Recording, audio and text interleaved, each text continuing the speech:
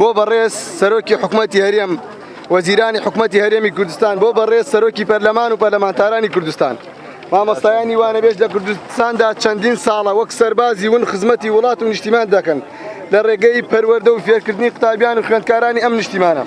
بەڵام بەداخەوە هاوشێوەی مامۆستایانی میلاک ئەرکی پەروەردە و فێرکردنیان لەسەر شانە.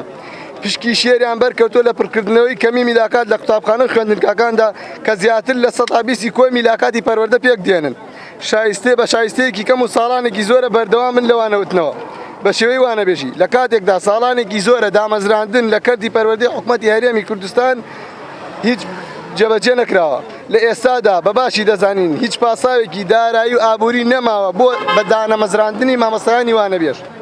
بۆیە داواکارین لە بەڕێز سەرۆکی حکوومەتی هەرێمی کوردستان و وەزیرە بەڕێزەکان و پەرلەمانتارانی کوردستان لە پرۆژەی یاسای 2021دا ماف و چارەنووسی مامۆستایانی وانەبێژ دیاری بکرێت و هاوشێوەی مامۆستایانی حکوومەتی عێراق دیاری بکرێت بە هەمیشەییکردنیان و دامەزراندنیان. تەنها داواکاری ئەمە ئەوەیە.